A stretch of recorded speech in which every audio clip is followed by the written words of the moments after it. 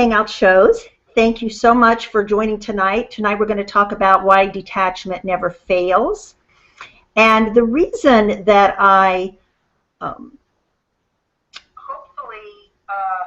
talk about the reason that I wanted, when I say why detaching never fails, is because it is such a great tool for health and for the relationship and for ourselves. And it's also something that in detachment that comes up that I work with a lot with clients. And in being a wellness coach and working holistically, I do work physically, spiritually, and emotionally with people, not just here in South Florida, sunny South Florida where I live, but all over the nation. So I love that I have this monthly Google Hangout show, and if they go well, then I'm going to be doing more than once a month, and it's my free gift to you to talk about a topic of codependency.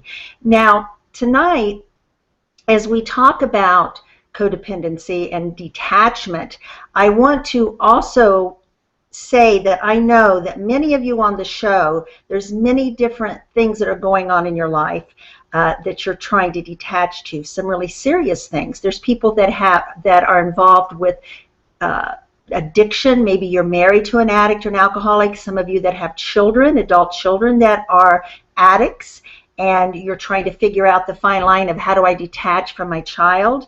There's people in abusive situations, and then there's people that just are having some drama in their family of origin or in their house, maybe with their kids and their mate, and they're trying to learn how to detach. So tonight I wanted to go over what detachment looks like, because when people start detaching, it can be really hard for them to detach. They don't get, it doesn't feel comfortable, and sometimes we have to act as if in the beginning. Because if you are addicted to enabling, to rescuing, to controlling, to worrying, to obsessing about a situation or a significant other in your life, it can feel really uncomfortable to detach from that. And that's part of our addiction, of being addicted to those things and being dependent on the other person. And there's different levels. Some people are really huge caretakers. Some people are huge enablers, huge controllers, and feel like if they don't do that, that the bottom's going to fall out. So I'm going to share a little bit also about my experience with detaching when I first started to detach. But one of the first things that I wanted to say was, I love this saying that codependents don't form relationships of attachment because we love so much, but because we need so much. We're needy. In fact, as I was thinking about that today, I wanted to this has been one of my favorite books over the years, in the 25 years that I've worked with codependents. And it's an older book. I'm sure they've updated. It's called Love is a Choice, and it's from Dr. Frank Meredith and Dr. Paul Meyer. And the book talks a lot about that, how people that come from certain home lives in your family of origin and dysfunction, whatever that is, people that tend to have codependent behaviors are very needy, and we don't choose our partners and people out of choice because we love them and they're good for us. We choose out of our core needs, that maybe we need to feel needed, we need to rescue, we need to be controlled or control others. So we want to learn how to detach and not have attachment to unhealthy attachment to others that it causes out of need, because we're needy. Now, I want to say this too, that having healthy attachments to family members and those that we love in intimate relationships can be a healthy thing. The difference is, in codependency, when you have that unhealthy attachment, it causes pain, uncomfortability, it causes drama in our life, and we're on a roller coaster of doing a dance all the time with someone else because of the situation or the problem that they're in. So tonight, as I share with you, and I made some notes about talking about needing to be with someone in order for them to be a certain way so we can feel comfortable. And that's part of our unhealthy attachment, is we become attached to people because we need them to quit drugging, we need them to quit using, to quit drinking, to quit talking to us a certain way, to start acting a different way so we can feel better and we can feel comfortable. So it's about changing our habits of, when I talk about detaching is about, the purpose is, the recovery tool of detaching is so that we can change our habits of overreacting, obsessing about the other, losing sleep over it, worrying about it, controlling, and as I said before, the dance that we get into, which we're going to go more in depth about that. Detachment, a lot of times when I talk to clients about detaching, they feel like it's being cold and unloving, and physically and emotionally withdrawing, that it feels uncomfortable to them. But it's really about loving others and loving ourselves and getting out of the drama of the situation and restore sanity and peace. Is to take our hands and our minds off whatever's going on, that we can work on ourselves, grow, detach from the situation, and focus on us and our part in it and our responsibility. When I first started in my codependency recovery, and a lot of times, I love to be an open book. I'm very vulnerable. I like to share my life, my story. I have nothing to hide about what's happened to me in the past, in my journey and my recovery. And when I was in my early 30s, and late 20s, early 30s, and I first started in codependency recovery, and the first codependency coach or therapist that I had, who was marvelous, and at the time, I was married to a addict who was in and out of treatment. I had 4 little children at home, and I was a homemaker at home, and he didn't use here in the home, but he would leave the house and be gone for like a week or 2 weeks, and my whole life was consumed with getting him to stop using and to rescue him. So one of the things she said to me was, Debbie, she said, you know that you can be happy and free and have fun and have joy in your life no matter what he's doing, whether he's using or not, whether he's relapsing or in recovery or not. You can become so emotionally detached and unplugged from that you can start living a happy life. And when she said that to me, I sat there thinking inside, she's lying. There's no way I can be happy with what he's doing. I didn't get that, because as a lot of codependents are, I was like a thermostat. If he was in recovery and he was doing good and going to meetings, then I was happy and felt fine and doing good. But if he was relapsing and out using, my whole world was, going to pieces. And that's how a lot of us are, that we are like that thermostat, hot or cold, depending on the significant other in our life, how they're acting, what they're doing, and what they're not doing. And so we have no depth of identity of ourselves, and we lose our peace and joy. So let's talk about, for a minute, how do we know if we're attached and we need to let go? And someone asked a question. I'll get back to the comments and the questions at the end of the show, because it's too much for me to share and talk about the topic and also follow the comments. So let's talk a little bit of how we know if we're too attached and we need to let go of a situation. One is if we're hooked into a pattern of reacting, overreacting, in fear and anger, if we're in a lot of shame, if we're feeling guilt a lot of the times. And you will hear me, if you know me and you've worked with me, you will hear me talk about the 2 Ds. And some of my clients call it Debbie's 2 Ds. And those 2 Ds are don't and they're great tools. Don't defend and don't debate. If something is going on with someone that you're attached to, and they're accusing you, or something's coming up that you don't agree on, and or they're accusing you of something, and you start defending yourself and debating the situation with them, you've lost the battle right there.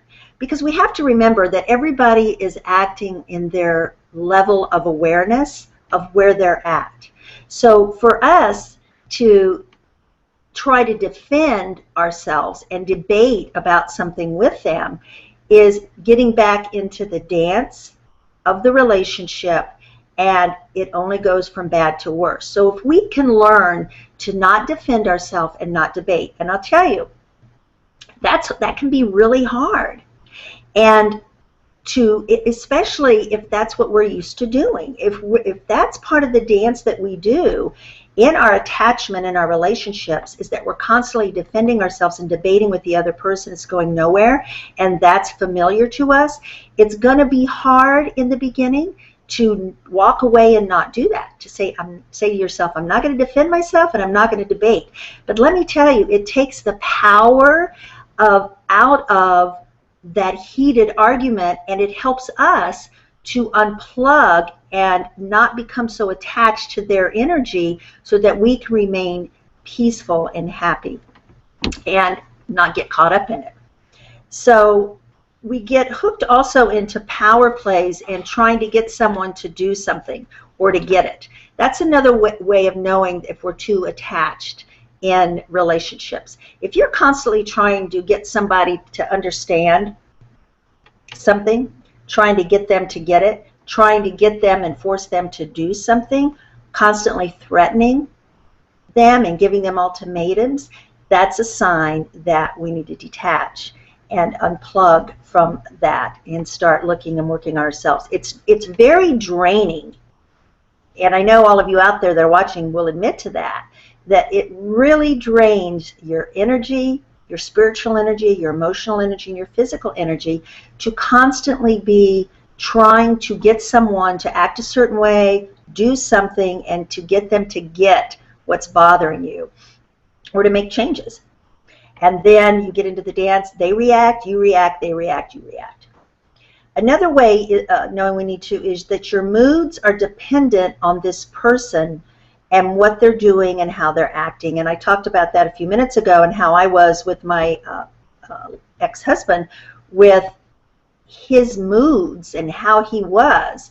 And even sometimes it doesn't even have to be that we're with an addict, but if you're somebody who is constantly overreacting to someone's moods and opinions of something, then that's really about us. It's really not about them. We need to ask ourselves, why is it that I'm constantly overreacting to this person? Because I need them to think and be a certain way for me to be okay. We need to ask ourselves that.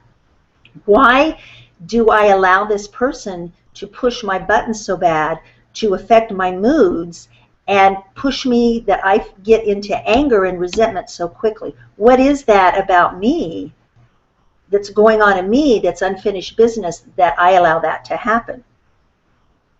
If you are constantly worrying and obsessing about someone else's problems and focusing on them night and day, if you're constantly talking about it and into your story about it, that's another sign that it's time to detach.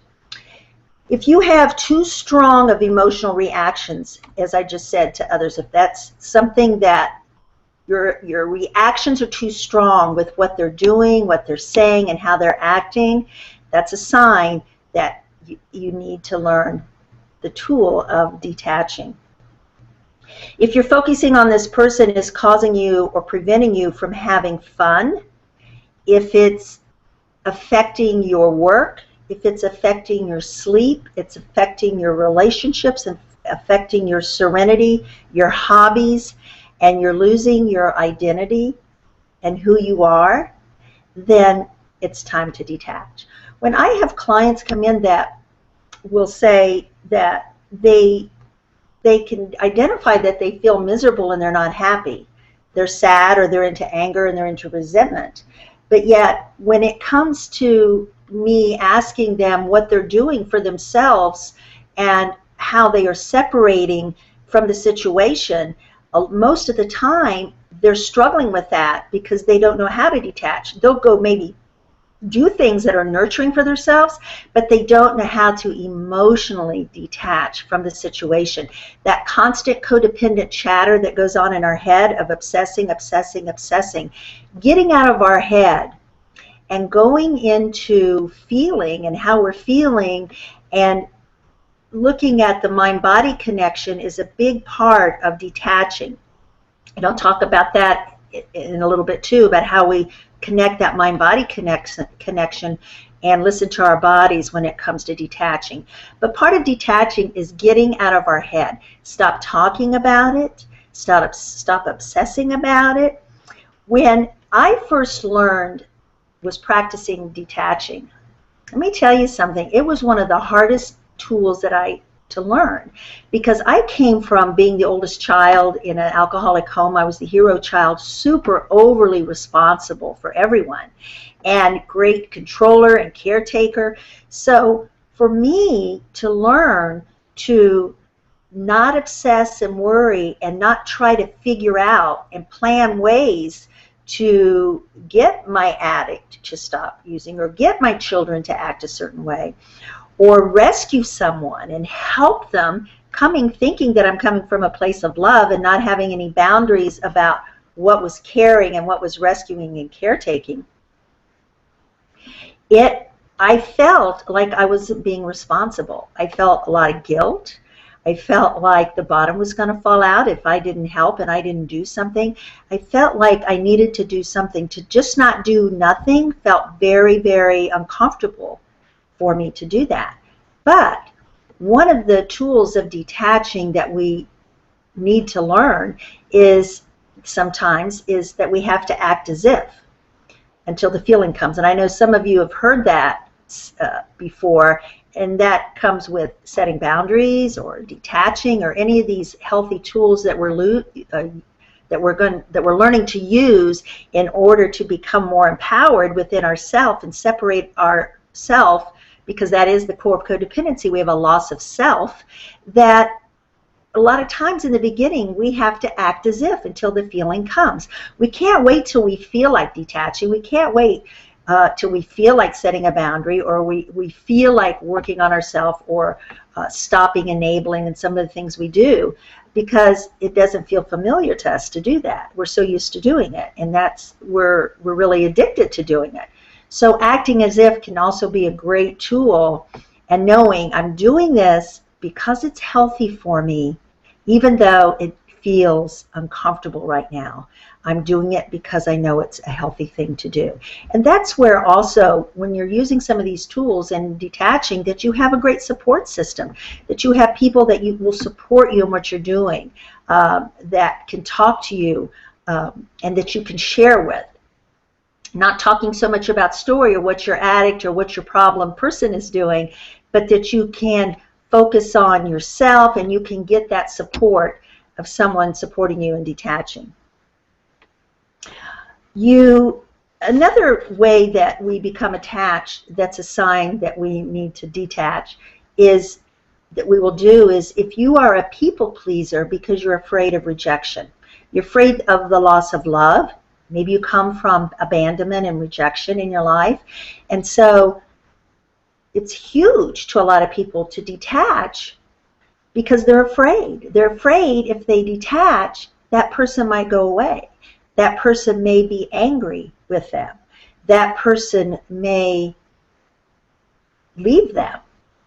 That person may pull love away to manipulate them back. And a lot of times when we start detaching from a situation or person, some of the backlash is that the person will up the ante with trying to manipulate and put out bait and do things that have worked before to suck you back in. And again, that's where the support of a coach or a sponsor or someone that can help you see and be objective about the situation so that you can continue to detach. And listen, when you start detaching from a situation emotionally and unplugging from that, you start feeling so good. It's just such a healthy thing to do, not just for us, but for the person that you're detaching from.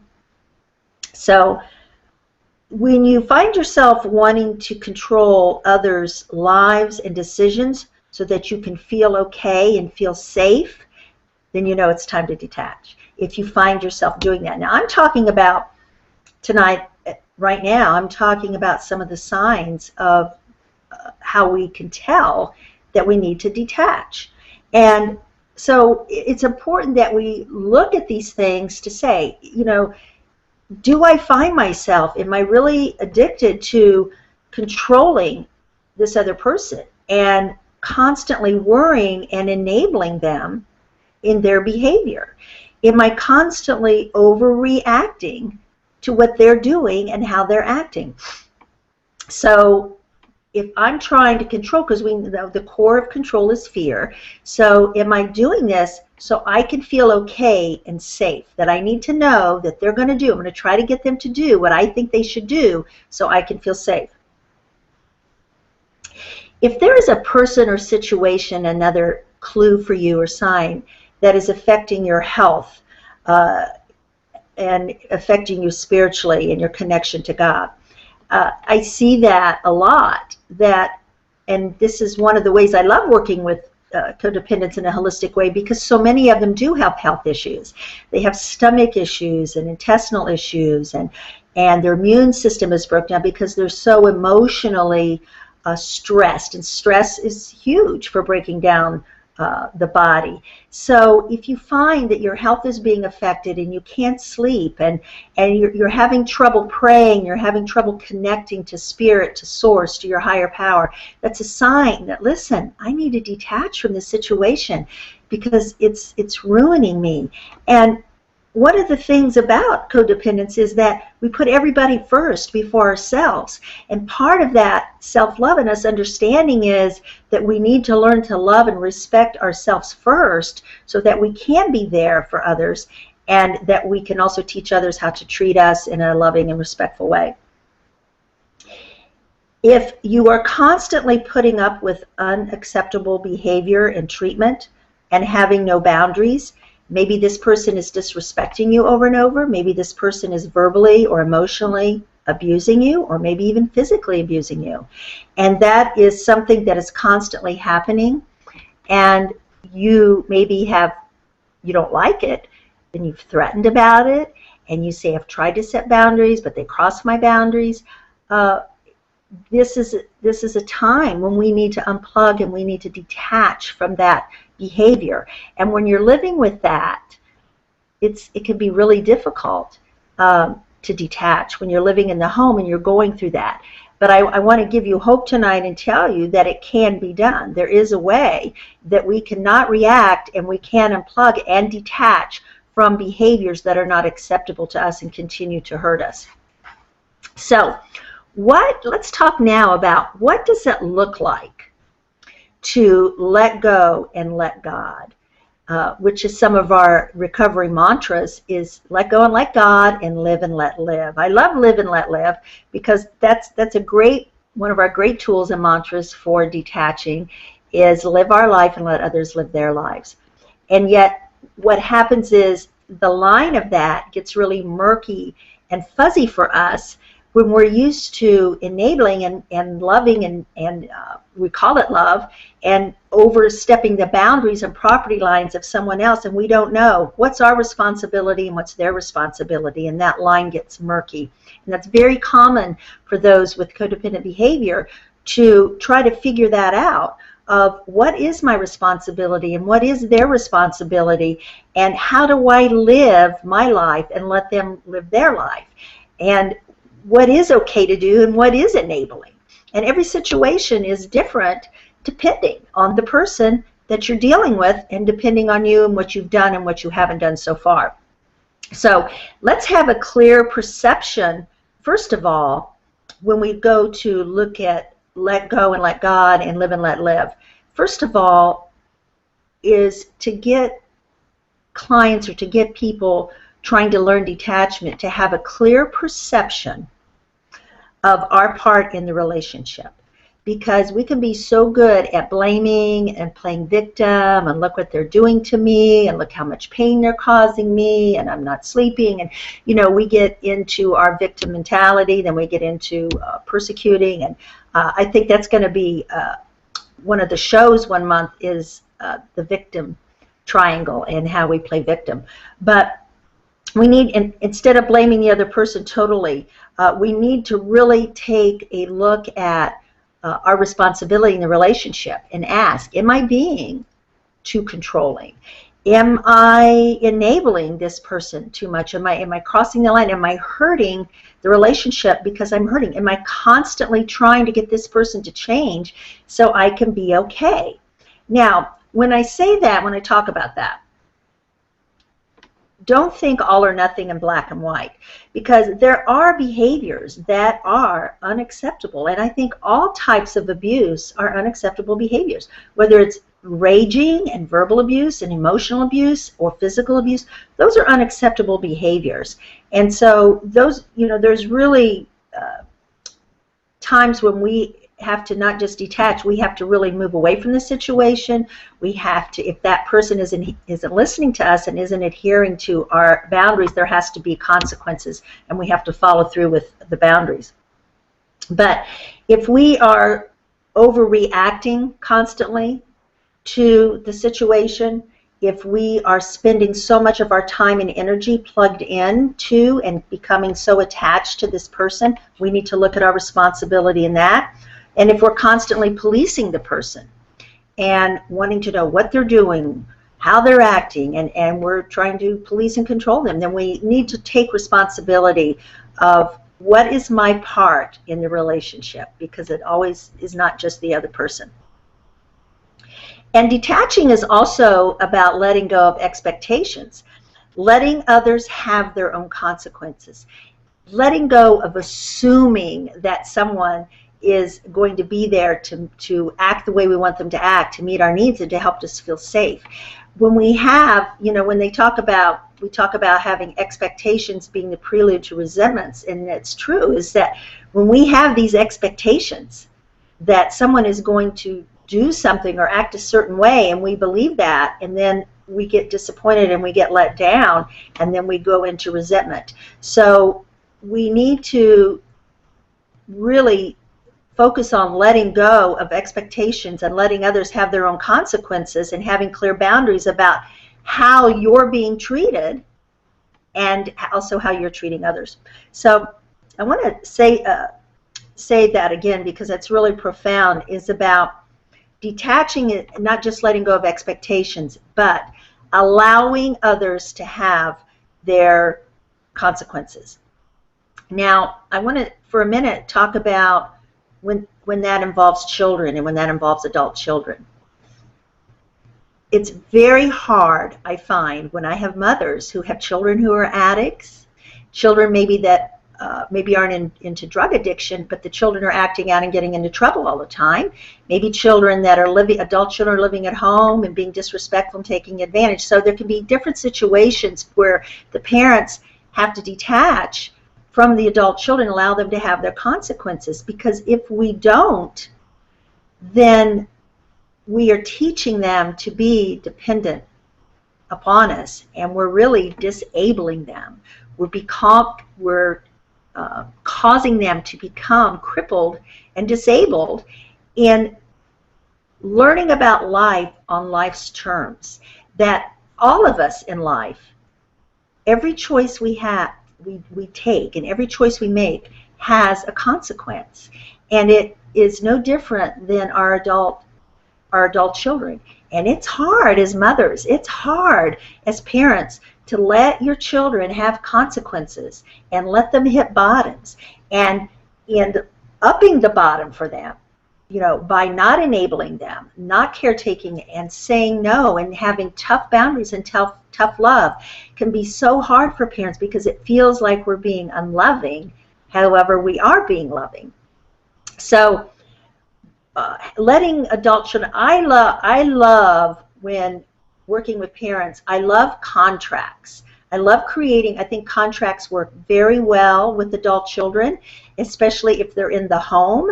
that there's a contract that the parent and the adult child sign together, what's expected in the home and what will be, it's just a contract of clear boundaries of, that being your home and what can be done and what cannot go on in the home. And then that way, if the contract's broken, it's an agreement in the contract of what the consequences are going to be. But let's move on to minding, living and let living, and what detaching looks like is minding your own business without giving advice. It doesn't take away your feelings for the person or concerns, but you can still be compassionate with taking your hands off in minding your own business. So many times in the beginning, when people are starting to detach, it's hard for them to detach in love. Remember that our goal in detaching is to learn to detach emotionally, letting that person have their choices and their consequences of their behavior in their life, that we're able to detach from that and pull away from that emotionally and do it in a loving way, that we're compassionate and we're concerned about them, but we're not going to be involved in trying to control that or be involved in their consequences and trying to rescue them from that. In the beginning, sometimes, and I know I had to do this, codependents will have to detach in anger and with withdrawing emotionally, withholding love in the beginning, because if they don't, they're afraid and they're not strong enough that they will go back into their codependent behavior. They will get sucked in too easy. So in the beginning, in learning the tool of detachment, sometimes we have to stay angry for a while. We have to withdraw emotionally, withhold to protect ourselves. It's like a survival of protection when we detach, until we can practice and get the perfection of detaching in love. And we know how to do that, learning how to do that. In fact, when we talk about detaching, it doesn't mean that we have to neglect a family member or we have to neglect our family responsibilities. Or does it mean that we have to leave someone? In fact, I've seen some divorced couples that are more attached and more reactive to each other than when they were married. It can be just a text. It can be a little email or a phone call that can just set it into motion, into the dance again, and into the overreacting and the defending and the debating. So, there's people that you can be attached to and do the dance and be hooked into emotionally that you're not living with, or family members that you don't even see that often that really push your buttons. And in unplugging from someone's energy, I want to talk for a minute about relationships and how we learn about the different kinds of relationships. And there's our codependent relationships that are very enmeshed, and it's hard for us to see the line of where you begin and I end. We think that we are one, and we can't see the difference because we're so reactive and we're so plugged into that person, and that's the codependent relationship. Then sometimes when we get into our recovery, maybe we've been in a lot of pain with addicts, or we're coming out of an abusive relationship and we've been controlled a lot. People, that's not uncommon, will go to the other extreme and become very independent, walling themselves in from love and not getting real close in relationships because they're afraid or they don't want to be controlled again. So they become very independent and say, no one's ever going to treat me like that again. No one's ever going to control me again. And so they're on their property with a big gun saying, this is Nobody's going to get that close to me again, and I'm not going to get involved in relationships where I'm going to be hurt again. So I'm just going to stay over here and stay really independent. Our goal is, health-wise and being healthy in our relationships, is to have interdependent relationships. Interdependent relationships is where we can have safe, close, intimate relationships with a person. We can come together and enjoy them. We can honor their separateness. We can honor their different opinions. We can agree to disagree. We can understand that they have different ideas and different likes and dislikes, but yet we can have a loving, intimate relationship with that person, and then we can pull away and we can have our own identity, our own hobbies, our own friends, our own likes and dislikes, without that other person being threatened, or us being threatened that they are able to come apart and be dependent also. So that's our goal, is in our relationships, is that we want to have relationships that we can come together, enjoy each other, pull apart. You know, even friend relationships. If you have a friend relationship, and I remember having a friend like this, and this was a codependent relationship that we had, that if I didn't call her in so many days, or we didn't get together in so many days, time went on, she would get really resentful, really angry, because she had this expectation that I needed to call, or I needed to be there every day or every other day, or whatever her expectation was. And if I was to go out and be with other friends, then she would get really insecure and jealous and try to tell me who I could be friends with and who I couldn't be friends with. And it's not a healthy relationship. That's not an interdependent relationship. Today, I have great girlfriend, healthy relationships with girlfriends that we can come together and have fun, and we might not talk for a while, and we have other friends, but yet when we do come together, it's like we haven't left each other, and we are free to allow each other to have their own life, different opinions, and other friends and dislikes and all outside of the world. So that is our goal, guys, is to try to have interdependent relationships. We talked about the 2 Ds, about not defending and not detaching. I want to talk to you now about the 3 C's when it comes to detaching. The 3 C's to remember are that whatever is going on in your life with your significant other, you didn't cause it, you can't control it, and you can't fix it. You didn't cause it, you can't control it, and you can't fix it.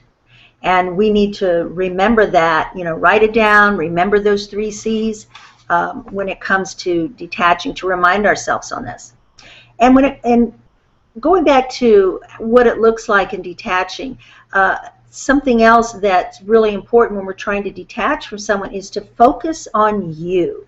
Get your obsession and your thoughts off that other person and start focusing on you. What makes you happy? Stay busy. What activities do you like to do that are fun, that maybe you've let go doing? Start joining new groups of support. Start doing different things and hobbies, and finding things that you like to do that feel good to you. And not taking things personally. Like, I heard someone one time call this Q-tip, which I thought was really cute. Quit taking it personal. And that's something, when we're detaching and learning detachment, that we've got to practice doing, is quit taking it personal. Quit taking things personal that people are saying, that they're doing, and thinking that it's about us, that it really has to do with them. Practice listening without reacting. I love when we talk about God giving us 2 ears and 1 mouth for a reason. And so many times when we're very defensive and we're used to defending and debating, and we might be starting in some kind of a disagreement or argument, that person can be starting already to think in his head or her head what they're going to say. They're not really listening about what's going on with the other person, but they're thinking in their head and already getting themselves all worked up of what they're going to say to react and to defend and to debate. And so if we can just stop and say, I'm going to listen, and practice not reacting. I like to tell people to, and for my own self too, to stop and breathe. You know, breathing exercises are so important when we're trying to disengage from somebody and we're trying to detach, is that we want to take a deep breath, because when we're really upset about something or we're under stress, we breathe more shallow, our heart rate races, we get less oxygen to the brain, our blood pressure can go up, and so we need to practice taking deep breaths, stopping, taking a deep breath, and asking God to help you before you speak and before you react. And that's a really good practice to do. And I need to practice that at times more too, to stop and say, God, please help me. I'm going to take a deep breath. Help me to not react to this person. I need you to give me the strength to do that, and take a deep breath. I love also the journaling. Journaling is when you're practicing or needing to practice the tool of detachment, because we need to get our feelings out. We don't need to get our feelings out and spew onto other people. We need to have safe people we can talk to about our feelings, because we've been so good at stuffing our feelings. We don't want to do that, because we know feelings buried alive and stuffed never die. They always are going to show up somewhere in the body. So journaling is a great tool. When I'm working with someone, one of the first things they have to do is start journaling and talking, getting their feelings out in the journal, because you can also, journaling is so good at looking at patterns in your life, looking at if you're feeling sad a lot, if you're feeling like you want to control and you want to fix and you want to enable, and you're writing that down, what you're feeling like doing, if you're feeling angry a lot, it's really good in journaling that we can look back and you can start seeing patterns of ways that you're feeling. You can start also seeing if you're focusing too much on the other person. I've been journaling for about 26 years, and when I look back in the beginning of my recovery at some of my journaling in my books, I'm like, oh my gosh, it makes me gag, because all I'm doing is talking about my significant other and what he's doing and what he did to me and what he said and what he did today and what he did last, it's all about me as the victim, and me so focused and so obsessed over this person and what they're doing and how it's affecting me. So journaling could be a great way to get your feelings out. And, I shared also a little bit ago about acting as if, when you're trying to detach, is also a great tool that we have to use sometimes. Is we have to say, you know what, I'm not used to detaching. I'm not used to taking my hands off this situation or this person, but there is a pattern in a dance that's been going on, and how's that working for me? It's not been working, so somebody has to get off the dance floor, or somebody has to get off the merry-go-round of what's been going on, because nothing's changing. So it's like we talk about, trying to get something to be different. It's like going to the hardware store trying to buy milk. It's just not there. Or trying to teach a pig to sing. It doesn't work. So we are the only people that we can change as ourselves, and how we're reacting, how we're detaching from a situation, what we're doing to take care of ourselves, and asking ourselves, what do I need? I like to use visualization. I think visualization is really good, and about picturing yourself being quiet by yourself when you're learning how to detach, or you're needing to do that right now. Being quiet in a quiet space, closing your eyes, taking a deep breath. And of course, I like to use essential oils for grounding. Some of the cedarwood and spruce and balsam fir are really good for helping us to feel focused and grounded, and aromatically smelling them, and closing your eyes and visualizing yourself in a situation that you're in or that could come up that you need to detach from. And visualizing yourself in your mind doing that, and what that would look like. What would you do? Would you walk away? Would you take a breath? Would you take your hands off. What's it going to look like as you visualize yourself detaching and see yourself and feel what that feels like? Do a mind body check also. Are you obsessed in your head because of fear and wanting to control? What's going on in your head? What's going on in the body of your, looking at the mind-body connection? Do you have anxiety a lot in your solar plex? Is this situation, what's going on in your body? I do an exercise with clients when they first come in, or when we're sometimes Skyping and coaching, that we do a letting go exercise, that we close our eyes and breathe, and we start at the top of our head down to the bottom of our feet, and letting go, looking at, scanning our body and looking at where is there tension in the body? Is there tension in the chest? Is there tension in the jaw? Is there tension in the shoulders that we're holding on? Is there tension in the solar plex area, our empowerment center, that we have a lot of fear and anxiety there, and we're needing to let that go? Because to the extent of the tension and holding on in the body is to the extent that we're holding on in our mind also. So scan your body and see, am I really being affected in my body? Am I holding on to something in my body that is showing me that I need to detach from this situation?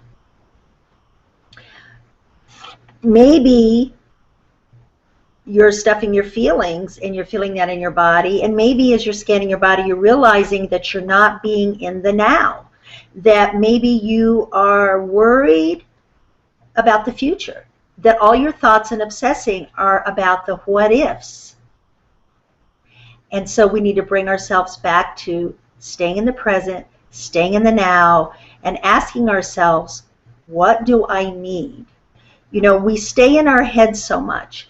And I love for us to learn to go down into this solar plex area, our feeling center, down into those chakra areas, and looking and feeling in our heart and feeling in our solar plex. What are we feeling? Not what are we thinking? Because we get so in our head that we're not even realizing how we're feeling. A lot of times people have a hard time identifying what they're feeling. I'm feeling scared. All I know is I'm feeling uncomfortable. But is that sadness in there? Is that fear in there? What's going on? So getting out of the head, going down into feeling and saying, I need to stay in the now. I'm worried about the future, thinking about the past and what's happened in the past, worried what's going to happen in the future, and it's keeping me from living horizontally in the now, connecting to my higher power, connecting to God, to my source that is giving me the strength to get through this and the strength to detach. We also, I think when you're making, wanting to detach from a situation and you know that you need to do it, but you say, Debbie, it's really hard for me. I detach a few days and I go back and I pick it back up, and I detach a few days and I pick it back up. And you know what? That's okay, because when we're learning to walk, when we're little, we walk a few steps, we fall down, we get back up, we walk a few, we fall down. And when we're learning new behaviors of recovery that are healthy behaviors, and we're used to familiar unhealthy behaviors, it takes us a while to learn those. So we might not detach perfectly in the beginning, but I promise you this, when you realize that the times as you get healthier, you realize this is a situation that's not comfortable to me, and I don't like the way I'm feeling. I need to detach from this situation. Maybe I don't like the way I'm being treated or spoken to. Maybe I don't like the way I'm feeling because I'm too hooked into this situation. It's time for me to detach. So I say, make a plan. Make a plan. If the person is maybe being critical, unreliable, maybe a person's being moody, maybe they can't be trusted, that you don't trust them, they haven't earned trust, maybe they're being verbally abusive, and instead of remaining victim to all of that, realizing that you do have a choice, you don't have to be victim to that kind of behavior. That plan what you will do. Make a plan ahead of time.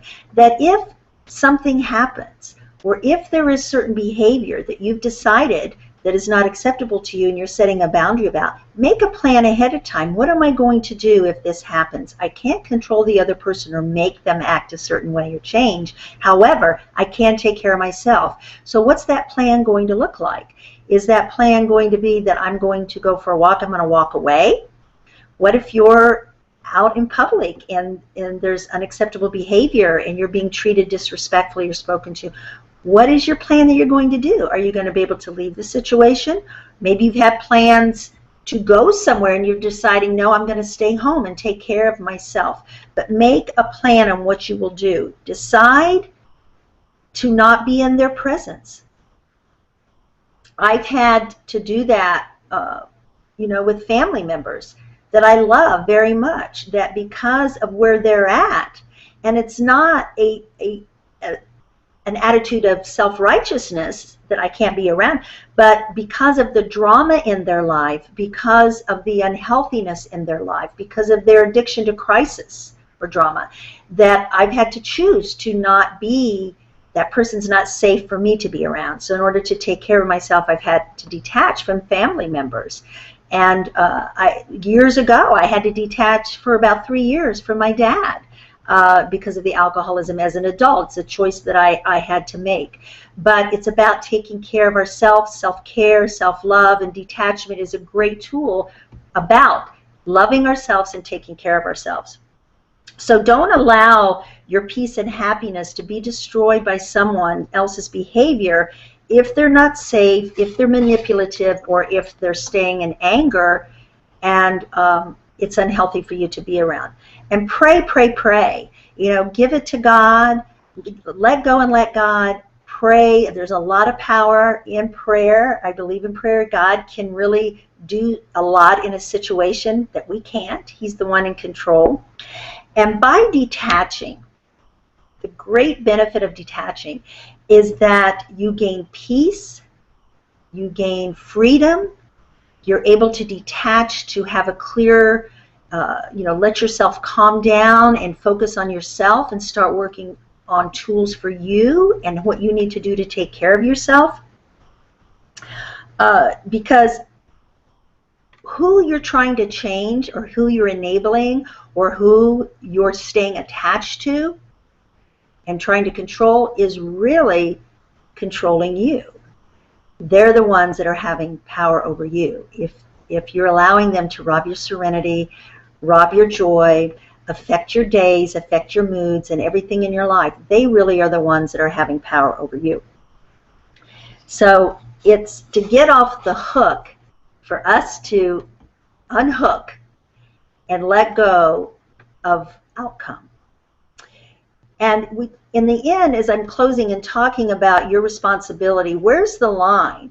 We can only heal our own lives and change us. You're responsible for your decisions. You're responsible for your feelings. You're responsible for your actions. You're responsible for your behaviors. And we can support and cheer someone on, but we cannot caretake and we cannot do it for them. So if you're consistently trying to do that, you're enabling them to be dependent and you're depriving others from the opportunity to grow up emotionally and to become independent. So detachment is a relationship tool behavior that works when it's particularly done with love, but sometimes it takes a while to get there. And letting go and letting God works. It enhances our relationships. Detachment always works. It's good for us. It's good for the other person. Detaching never fails. It frees us and our loved ones to live in peace and to set our boundaries. And it is about loving ourselves and loving others. So I hope those were some good points. We're detaching.